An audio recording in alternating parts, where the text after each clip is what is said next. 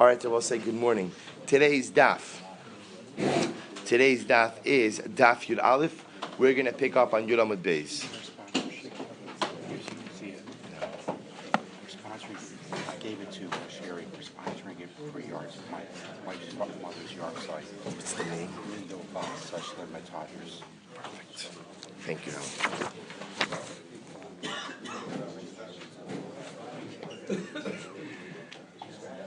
Thank you. All right, so we'll say our shir today is sponsored, is dedicated by the Meirowitz family in memory of Sue's mother, Mindel Bas Shlomo Todros. We hope that in the merit of our Talmud Torah, the neshama will have an aliyah. And also, I think, by the learners. Yeah, it's right. In honor of Emir Hashem, the bris of their grandson, B'Sha'at Tova U'Matzlachos, in just a little while. And a welcome to the Burglasses, Bruchim Abbaim, Mazel Tov, Mazel Tov. All right, so we'll say, we're picking up now Daf Yud Amud. So today's Daf is Yud Aleph.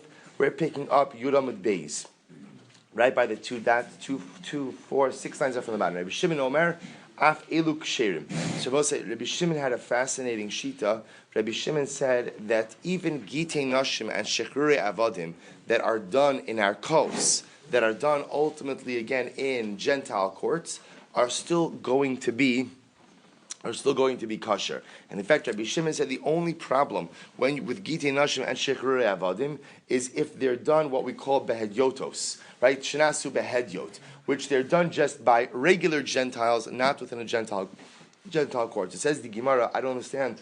V'halav b'nei krisos ninhu. How could Rabbi Shimon actually paskin that a Gentile court could go ahead and perform Gittin Nashim and Shechrure Avadim when at the end of the day they're not in the parsha of Gittin? Rabbi, remember we saw Rashi yesterday, and Rashi quoted the idea of the kasav v'nasan, that only those who are in the parsha of Nesina, only those ultimately, again, who are subject to the laws of Gittin have the ability to be of a kasav. So in order to write it, you have to be subject to the laws of Gittin. So obviously Gentiles who are not subject to the laws of Gittin can't write Gittin. So how could Rabbi Shimon be machshir, a get written in our kos?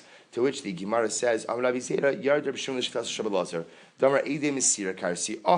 to which the Gemara gives a very interesting answer.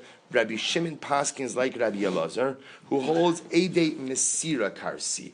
Shabbos says, so how does that help us? Take a look at Rashi. It's 4 lines up from the bottom in Rashi. Yard Rabbi Shimon l'shitaso Rabbi Elazar, the Amr Eidei Mesiras Hagetu de Karsi. Remember, Rabbi Elazar, you've seen this already the last couple of days. Rabbi Elazar holds that it is that you have to give over the get in front of witnesses, and it's those witnesses in front of whom you give over the get who create the effectiveness of the get. Therefore, we look at Rashi. The Amar Eidim Misila Seget with the Karsi Kidar Perak Basra Afa Pishin Alav Eidim Ela Shenasnu La Bifnei Eidim VeRabbi Shimon Ami Bahamach Shishim Sral Bifnei Eidim Yisrael. So we'll say, listen to this. According to Rabbi Elazar, if you hold Eidei Mesira Karsi, that it is the witnesses ultimately who go ahead and give over the get, who create the effectiveness of the get, then the truth is, as long as the person who's writing the get is a Sofer Yisrael, even if it's being administered or done in a Gentile court, the get itself is absolutely fine. That's what Rabbi Shimon paskins, that even a get done in a Gentile court will be kosher. To which the Gemara says, V'ham Rabbi Abba, Mod Rabbi Elazar Mesuyev Mesocho Shepasel. But yet, Rabbi Abba says that even Rabbi Elazar holds Eidei Mesira Karsi, holds that a get that is Mesuyev Misocho. Also, Mesuyev Mitocho means that the get is inherently flawed. Now, what's inherently flawed about this get? Now, the assumption is that if this get is being done, if it's being administered under auspices of a Gentile court, who's signing on the get? The assumption is Gentile witnesses. If Gentile witnesses are signing on the get, does that not inherently disqualify the get? Take a look at Rashi. Mod Rebbe Lazar b'mezuyef mitocho ta'afa gavdan Rebbe Lazar get shin alav eidim kosher dafka in alav eidim aval yesh po eidim psulin pasal midrabanan dilma ka'asi lemimsrei ba'apayo mismachal. So we've seen this already before. That what happens? Rebbe Lazar holds you don't need witnesses to sign on the get. That's how he paskins, because remember it's the witnesses, it's the eidim mesira that create the effectiveness of the get. So we'll say, it's interesting in life. Sometimes if you don't need something, you don't have it, it's fine. But if you don't need it and you have the wrong thing there, it's a good hashkafas achayim. If you don't need it, fine. But if you're going to put it on there, then it's got to be right. And if it's not right, then it compromises the get. So Rabbi Elazar will say, you're right, I don't need Aiden to sign on the get. But if you're going to have people signed on the get, and they're not Jewish, then by definition you've invalidated the get midrabanan. Rabbi said the concern on that situation would be that people may come to rely on the signatories on the get to validate the get. To which the Gemara answers, Hacham askin, what are we dealing with over here? B'shemus mufhakim, top of your daf. Oh, so this is an interesting discussion.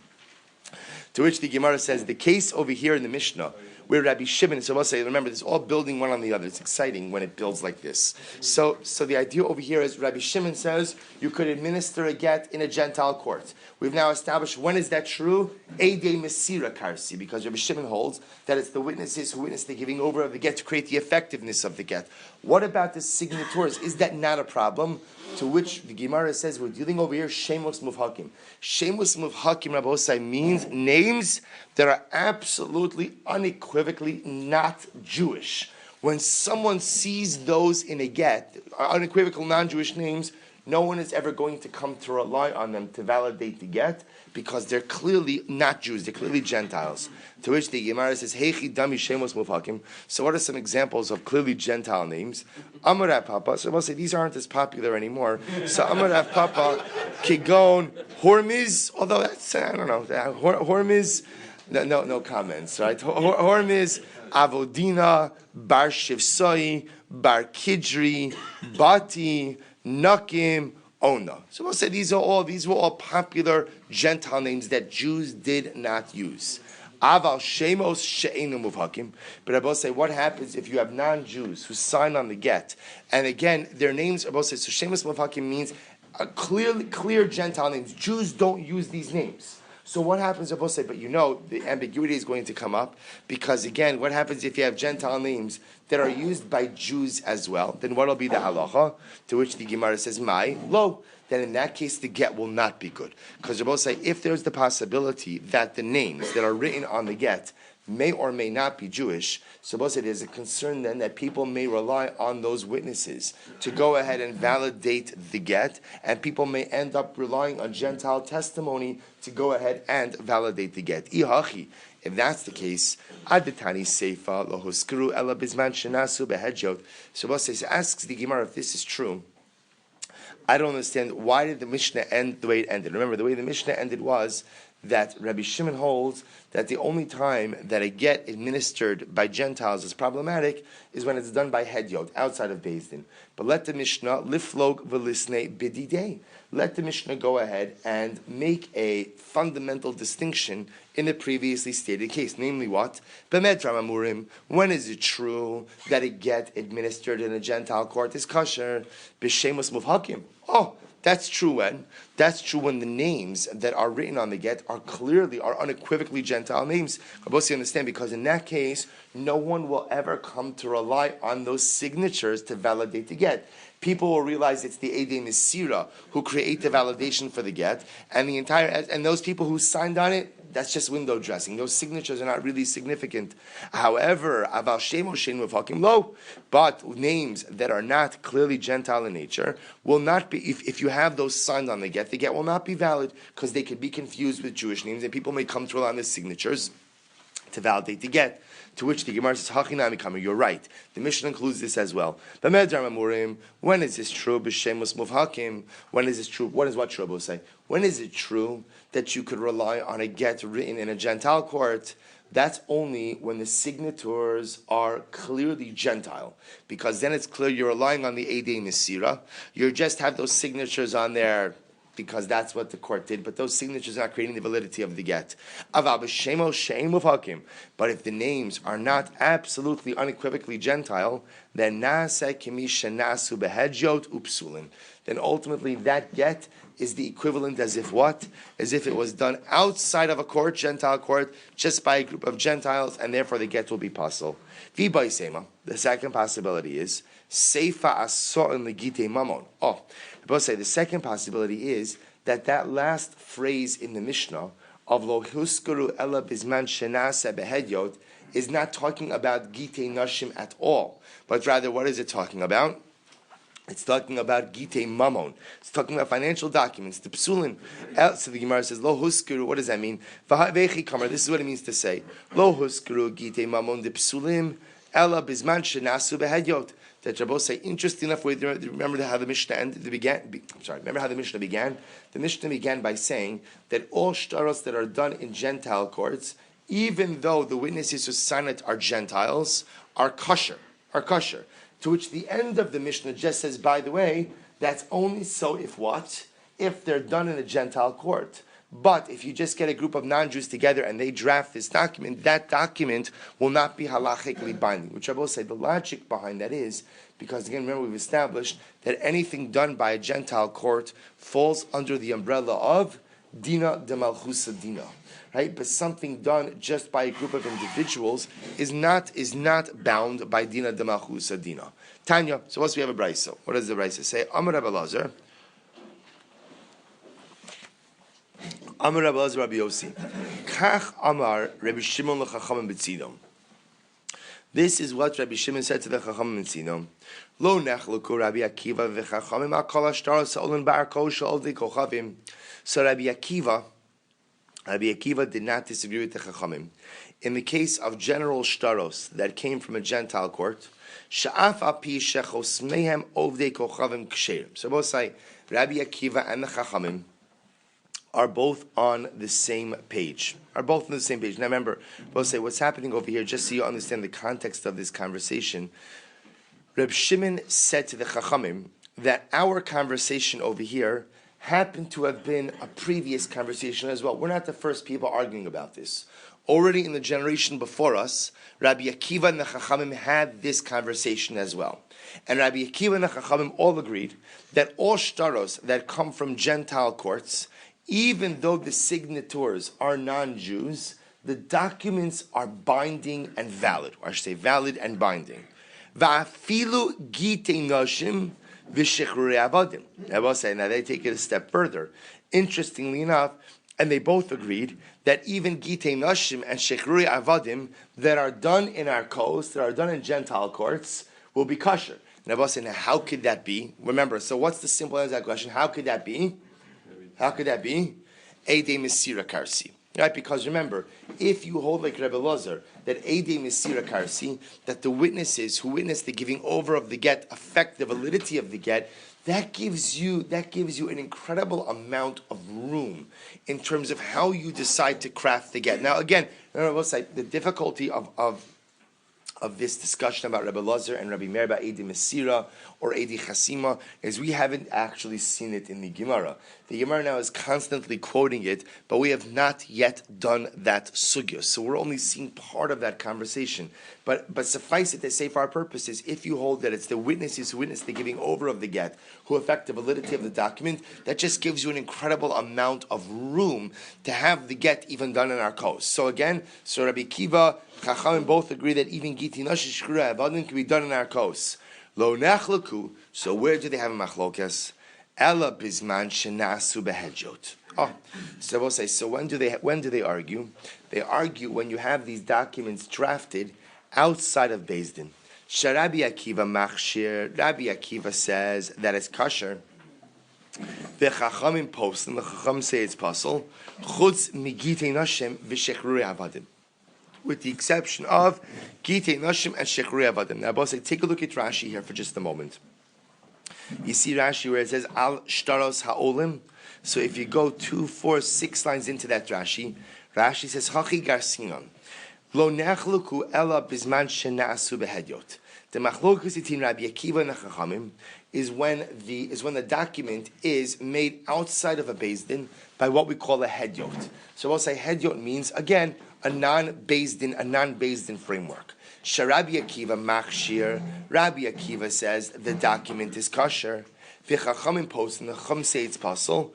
Chutz migitei nashim v'shechrurei avadim. Dechevan shenasu behedyot shtari mecher. Dekaimi l'rayo va'aleyan the sahadi ovdei kochavim samchin and pasol de'emar shikra chasum aval gitei nashim lav aleim somchim Ella Ede Mesira B'Shemos Muvhakim Kamar. So we'll say, listen to this. This is amazing. So the Gemara says, Rabbi Akiva and the Chachamim agree that any document, even Gittin Ashur Shechurev that are done in our Kaos, ultimately are going to be kosher. So where's the source of the Machlokes? Hedyot. What happens about documents that are drafted outside of Beis Din? Outside of Beis Din, just by a group of Gentiles. What happens in those circumstances? So listen to this. So the Chachamim say, such documents will be possible. Why do I both say? Because since those documents ultimately, again, affect, under certain circumstances, could affect transactions, there's no believability in a Gentile body outside of court. Courts have a believability because the assumption is they want to maintain their credibility, but outside of court, there's absolutely no credibility. So therefore, the Chacham say it's possible, with the exception of Gittin Ashur Shechurev Avadim. Why not? Why not? Because remember, going all the way back, Gittin Ashur Shechurev Avadim will be validated how? Through Eidei Mesira. As such, again, what that group of Gentiles do for this document is actually not so relevant. On the other hand, Rabbi Akiva holds that all of these documents will be kosher even by Hedyot. Rabbi Shimon Gamliel says, Elu ksherin b'makom she'en Yisrael chosmin. I will say this is very interesting. So Rabbi Shimon ben Gamliel says that even now, again, the lashon over here is a little bit confusing. Af usually means even. In this case, he's really qualifying it. Rabbi Shimon Gamliel says that the only time that Gittin Nashim that are performed ultimately again by, let's say, our coast, by Gentile courts, the only time that they'll be kosher is in a place where Jews are not permitted to sign documents. Look at Rashi. Ksherim, Rabbi Shimon Gamliel Omer Af Elu Gittin Nashim Ksherim b'makom she'yisachos min kolomar Af Elu Gittin Nashim Shate Machshirin E Masayim Ksherim. Even these Gittin Nashim, which you, Rabbi Akiva, Chamsei, are kosher. When are they kosher? B'makom she'ein Yisrael chosmin, be'ir she'ein ovdei kochavim manichen es Yisrael lachtom. Dechevan she'ein Yisrael chosmin ba'os sa'ir, hakol yodim she'ein ovdei kochavim, ve'im somchin alein, u'masal nehile be'ir Yisrael. So both say, so says Rabbi Shimon something amazing. When do we say that a Gentile drafted document is good? Only in a place where it's known that Jews can't sign documents. Because of persecution, Jews can't sign documents. So we'll say, therefore what? Therefore everyone knows that the validity of this document is not based on what? The signatures on the document, but rather is based on the Eidei Mesira, and therefore the document will be kosher. But ultimately a place where Jews sign documents, so therefore you cannot go ahead and rely on a document that is drafted by our coast. Why? Because there's a concern that people may think the signatories are Jewish, when in fact they're not, and may come to uphold the shtar based on Gentile signatures. Look at Rashi. Now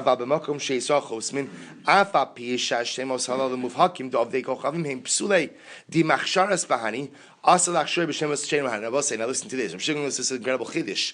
Even if the signatures on the get are Shemos Muvhakim, which means they're absolutely unequivocally Gentile witnesses, you still can't rely on the get. Why not? Why not? Because there's a concern that at the end of the day, if you rely on these signatures, you'll come to rely on Shemos She'enon Muvhakim as well. So Rabbi say, this is amazing now, because again, this is a fundamental machlokes. Now, well, it's a major machlokes in many directions, but now the most acute machlokes is between Rabbi Shimon and Rabbi Shimon Gamliel, specifically in Shemos Muvhakim, because Rabbi Shimon and our Mishnah seem to indicate that as long as the Gentile witnesses who signed on it are clearly not Jewish, the get is absolutely valid. Rabbi Shimon Gamliel says, you know, there's only one way in which a get done by a Gentile court will be valid, and that's when? That's only if it's being done in a place where we know Jews are not allowed to sign. Then everyone knows that these are not Jewish signatures. But even Shemos Muvhakim, even if you have a place where Jews are allowed to sign, and it's clearly Gentile names, Shimon Gamliel still paskins, it doesn't work, because there's a fear of confusing these names with other names. Or there's a fear that one may come to rely on other signatures that people think are Jewish, but in fact are Gentile. To which the Gemara says, but why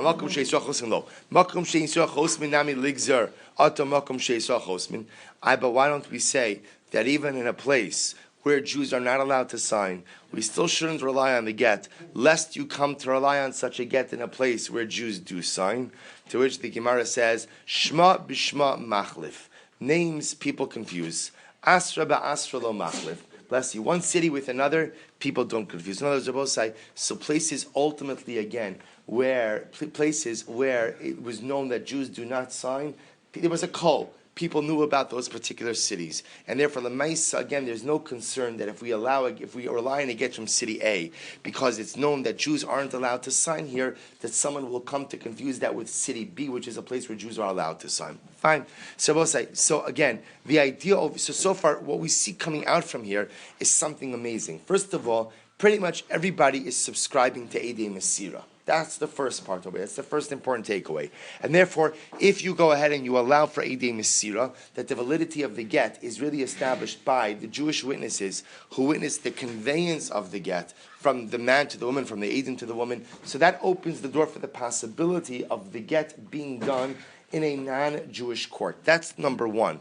The shaila then becomes, how much of a concern do you have for reliance on non-Jewish signatures? Reb Shimon says, as long as it's Shemos Mufakim, I don't worry about that. Reb Shimon Gamliel says, I'm sorry, that's not enough. It's got to be in a place where Jews don't sign. Rabbi Akiva seems told that all of this is not a problem, because once the old Edim Mesira Karsi, pretty much again, he allows for this get to be done under any circumstances. So again, all interesting machloksim. So the Gemara goes weiter. Ravina Savar lachshure bichnufiyasa de aramai. So Ravina wanted to validate a get that was done in a gathering in Knufiyasa de aramai means a gathering of Gentiles. In other words, both said this was outside of court. There were a number of prominent Gentiles. So Ravina wanted to have a get done within their presence. Amar Alei Rafram, our Kostan. Rafram said no, that even the license of the Mishnah to do the get outside of Beis is only in what? Only in a Gentile court. Rabbi say, remember, the insistence on a Gentile court is about the fact that we assume that even in a Gentile judicial system, the judges want to uphold the integrity of the system. Therefore, again, that's why Dina de Machus Adina allows me to rely on that system. But outside of the court, there's no reliance. Tnan, Amarava, Hai Shtar Parsa, De Masre Nehile Ba'ape Sad Israel. Well, say, listen to this. There was a Shtar Parsa. Shtar Parsa means literally a shtar that was written in Persian. What happens? Rashi says, Shtar Parsa, Shaso B'lashon Farsi, V'chasmu Parsim Hadjoto Salav. So both say there was a shtar written in Persian, and they had regular Jewish witnesses who signed on the shtar. So what happened? The halacha is, or I should say regular Persian witnesses that signed on the shtar. So the halacha is Magbinon Mibnei Chari. The document is enforceable, and you could collect from unencumbered properties. Now, this is talking about a loan document. So if you can imagine, again, party A lent party B money. So they drafted a document in Persian. And what happened, again, it was given over. I'm sorry, and one more piece. There were non-Jewish signatories, non-Jewish witnesses. It was given over in front of Jewish witnesses. So what is the Gemara Paskin? So the lender could collect from unencumbered properties of the borrower. So you understand, nechasim b'nei chor, nechasim mishubad, it means when I borrow money from someone, so at the time that I borrow the money, any property that I own is encumbered to that debt, which means that technically speaking, if I sell my property after I borrow the money, so let's say again, when the time for repayment of the debt comes, if I don't have available assets to repay my debt, so the lender could go ahead and go after property sold after the date of the loan. Those are called encumbered properties. So the Gemara is saying over here that in this Persian document that was signed by non-Jewish Persian individuals, that was written in Persian, but given over in front of Jews, so when the loan becomes due, the lender has the ability to collect, but can only collect from unencumbered properties. So says the Gemara, right? But yet again, Abu Said, the assumption is that the Jewish Eidei Mesira don't read Persian. So therefore, how could they go ahead and how could they be real witnesses if they don't read? Abu Said, in general, you can't be a witness on a document if what? If you don't know what it says. Right? So how could they be witnesses on the Persian document if they don't know what it says? To which the Gemara says, no. The case is b'diyadi. They took Persian as a second language, so it's no problem. They know Persian, right? They're able to go and understand the document. I v'haba ino ksav shen yachal zayif. Rabbi said this is very interesting. On Jewish documents, Rabbi said documents, our documents is really fascinating. Did I mention to you that it's fascinating? Hey, for Jewish documents, you need it to be a ksav. You have to make sure you have to have Jewish documents must be. What's the right word? I guess it's tamper resistant. Does that make sense? Tamper resistant. Yeah. Good. Tamper resistant it is. So how do they do it? So they used to treat their documents with me'afatzim, gall-nut juice. So what would happen? They would shellac the document is gold. Now what's the chap with gall-nut juice? If you try to erase anything or write something additional, so it becomes apparent that you could tell that the document's been tampered with. Which makes incredible sense because therefore no one could go ahead and change anything on the document. So how could this document be a valid document? Because at the end of the day, what? It's not tamper-proof. To which the Gemara says, no, what's the case? B'dafitzan. They treated it with gall-nut juice, it's tamper-proof. But there's another halacha by Jewish stars which says that there must be a summary line. At the end of any document, there's always a summary line that says, if you take a look at Rashi says over here, the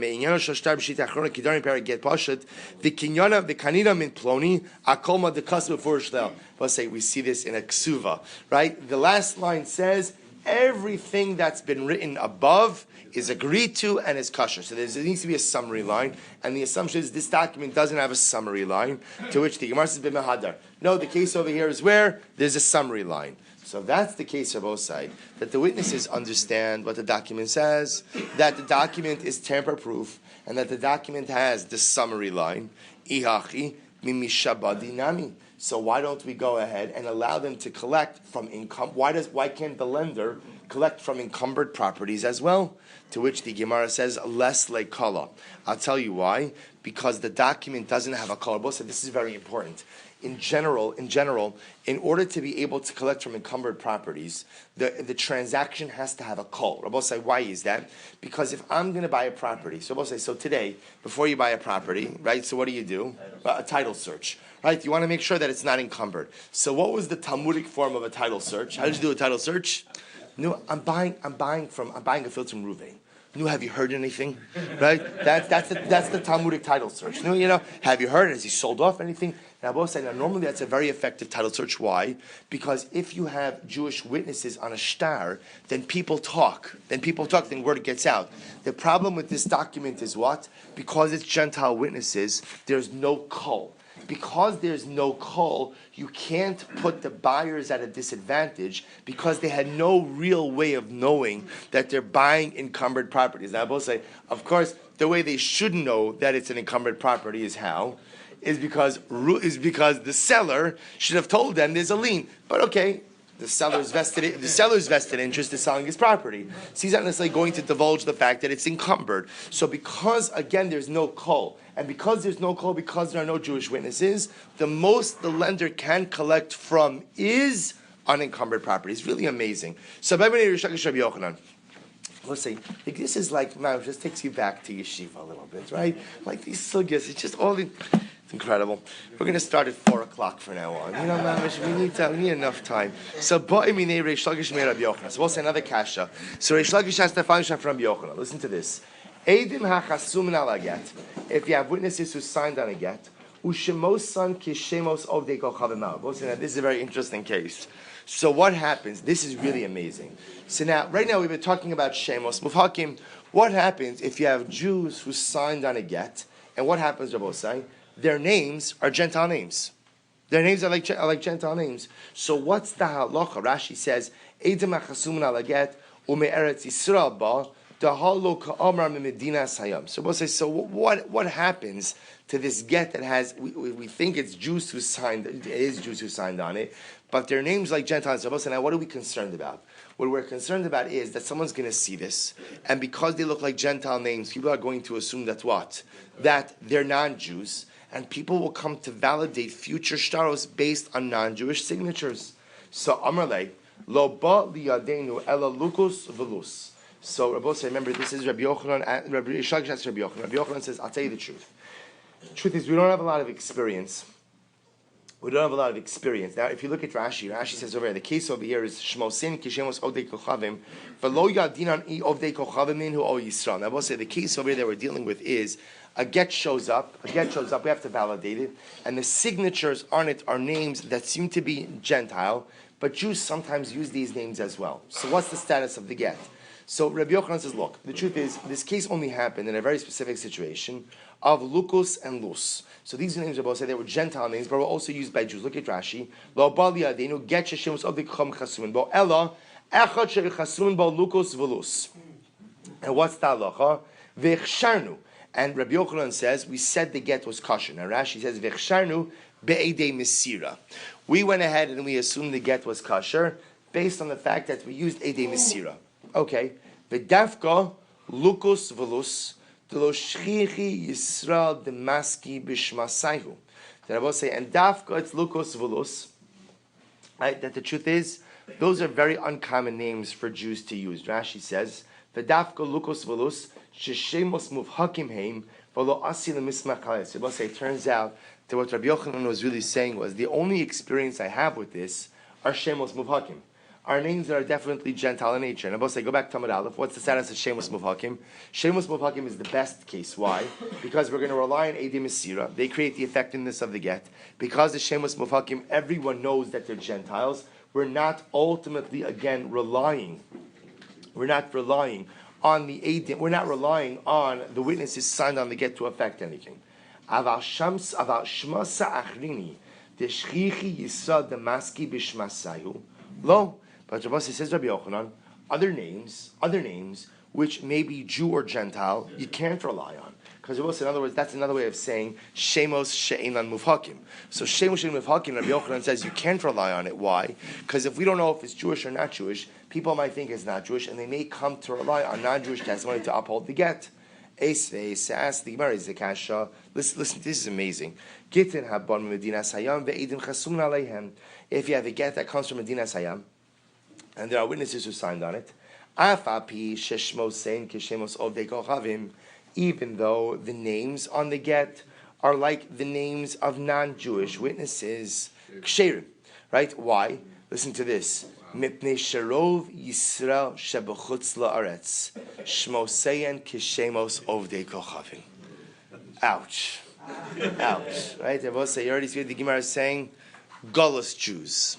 Gullus Jews, that's us. So Gullus Jews, right, they use Gentile names. Gullus Jews don't necessarily stick to, as they say, the Yiddish Numen, right? So Gullus Jews go ahead and take on Gentile names. Therefore, the Gemara says something amazing.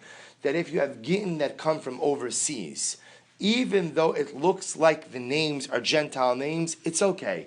It's okay. You can rely on the get. Why? Because everyone knows that the Jews in Chutz La'aretz use non-Jewish names. Therefore, it's almost what the Gemara is saying is the assumption is they're Jews. They just happen to be saying with non-Jews. And you'll see, by the way, this brings up a whole nother discussion, which we're not going to get into now, which is how you sign documents. You see, to us, this sounds strange, because we assume even if Jews are using Gentile names, but Pashas, they still have a Hebrew name. So we'll get into that. So the Gemara says, Hassam Kiddik 20 times. So we'll say, first of all, what do you see from here? You see from here that Gentile names that have the possibility of being Jewish names are treated in halacha as what? As Jewish names. This contradicts what we said before, because we just said before that unless it's Shemos Muvhakim, the document will be puzzled. To which the Gemara says, no. Hasam Kiddik Tiny Taima. There the Gemara is saying the explicit reasoning. What's the explicit reasoning? Mipnei Sharov Yisrael Shabachotzar Shmosein Kishemos Ovdei Kochavim. Rabbi said there, the Gemara says the fundamental difference is, the Gemara says, because in Chutz La'aretz we know that the majority, and I will say in this context we will see, majority doesn't mean 51%. Majority means the overwhelming majority of Jews in Chutz La'aretz use Gentile names. And therefore again, L'maisa, if the get comes from Chutz La'aretz with a Gentile name, you could rely on that get because the assumption is it's not a Jew. V'ika da'amri ki masnisa. We'll say others arrange this conversation a little bit differently, and they say again, ba'imine upashet le'mi masnisa. So Rabbi say, so others go ahead and arrange this as a question, and the question is, if you have a get that comes from Medina Sayam, and again, and the names on the get appear to be like Gentile names, what's the halacha? What's the status of the get? And in this version, Rabbi Yochanan answers the question, is that it's kosher. Why? Because the majority of Jews in Chutz La'aretz use non-Jewish names, and therefore the assumption is that a get that comes from Chutz La'aretz, even if it has Gentile signatures, is going to be kosher. Now, say, remember, this entire discussion is predicated on the use of Eidei Mesira. And I will say again, remember, once you're using Eidei Mesira, they are going to be the ones who really affect the validity of the get. It gives you a lot more room to make assumptions about the signatures. Says the Mishnah, Ha'omer tein get zel ishti. But another fascinating discussion. A man says to a shaliach, to an agent, give this get to my wife, ushtar shecher zel avdi, or give this document of emancipation to my eved. So what's the halacha? Imratza lachzor b'shtem yachzor de Rabbi Meir. Both say Rabbi Meir paskins that if the husband wants to retract the shlichus, the husband has the ability to do so. Or we should say the husband/master. I don't mean like husband/master. I mean the husband. I want to clarify this. The husband or the master has the ability to go ahead and retract the document. Now, both say what Rabbi Meir essentially is saying is that the shaliach does not have the ability to acquire the get for the isha or the get for the eved on their behalf. Rather, again, the get shechur, the get isha, is not considered to be given until it reaches the hands of the woman or the eved. Semer says they can retract.